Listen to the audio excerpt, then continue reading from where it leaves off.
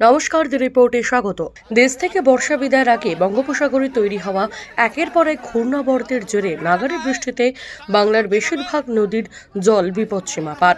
এ রাজ্যে বর্তমানে ভারী বৃষ্টির পূর্বাভাস না থাকলেও আগ্রাসী নদীর জেরে অব্যাহত নদী ভাঙন।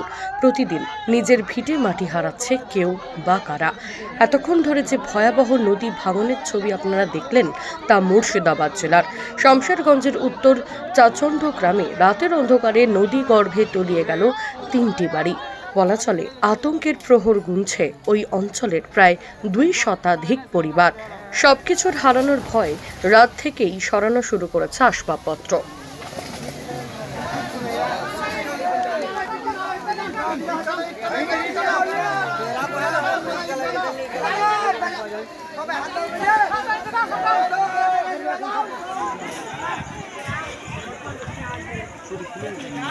ওদিকে যাওয়া যাবে না, ফারহাদ বলছে ওদিকে পড়ছে নাকি, খুব বলছে যেতে মানা করছে।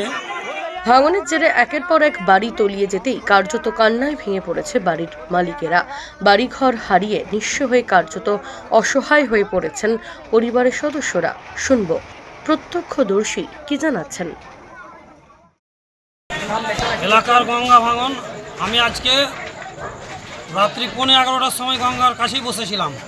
শুধু বাড়ি গেছি 5 মিনিটের মধ্যে শুনছি বাড়ি গিয়ে যে গঙ্গা বিশালভাবে লোহরপুর এবং চাচণ্ড এলাকা বিশালভাবে তলিয়ে যাচ্ছে এবং 2-3টে বাড়ি সঙ্গে 5 মিনিটের মধ্যে সঙ্গেই গঙ্গার গর্ভে তলিয়ে গেল। এই রকম পরিস্থিতি। মালামাল কিছু টানতে পারেনি না, কয়েকটা বাড়ি কিছুই টানতে পারেনি। অনেক কিছু গঙ্গাতে ভেসে চলে যাচ্ছে, আমরা সেটা সচক্ষে দেখতে পাচ্ছি। এখনো চলছে ভাঙন?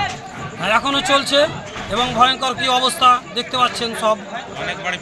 এটা তো ঘনবসতি এলাকা, পুরো বাড়ি ফেটে গেছে বিভিন্ন এলাকা। ঘনবসতি এলাকা, মানুষ যে কিভাবে মাল টানবে বা কিভাবে নিয়ে যাবে সেটাও একটা সমস্যা। ছোট হয়তো রাস্তাঘাট যে দ্রুত বহন করে নিয়ে যাবে সেটাও একটা সমস্যা।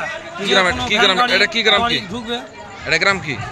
এটা হচ্ছে উত্তর চাচণ্ড পড়ছে এবং তার সঙ্গে লোহরপুর এলাকা, অর্থাৎ লোহরপুর এবং চাচণ্ডের সীমান্তবর্তী এলাকা।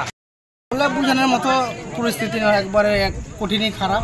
এই মাত্র 4-5টা বাড়ি পড়ে গেল এবং আমার মনে হচ্ছে আরও 4-5টা বাড়ি সকাল হতেই পড়বে। মানে অনেকটা নিয়ে ফাটল ধরা মানে দেখা দিয়েছে। খুবই খারাপ অবস্থা। এত রাত্রে মানে যে এটা পড়লো, বাড়িগুলো পড়লো, তো পুরো গ্রাম জুড়ে তো আতঙ্ক সৃষ্টি হয়েছে। কঠিন অবস্থা। রাতের বেলা মানুষ যেমন যুদ্ধকালীন যে অবস্থা হয় সেইভাবে মানুষ মনে হচ্ছে দৌড়ে পালিয়ে প্রাণ বাঁচানোর মতো। মালজল তো দূরের কথা, প্রাণ বাঁচাচ্ছে দৌড়ে, এইরকম অবস্থা। ফাঁকা জায়গাও পড়েছে প্রচুর, অনেকটা প্রায় 100 মিটার মতো জায়গা নিয়ে একবারে বসেছে।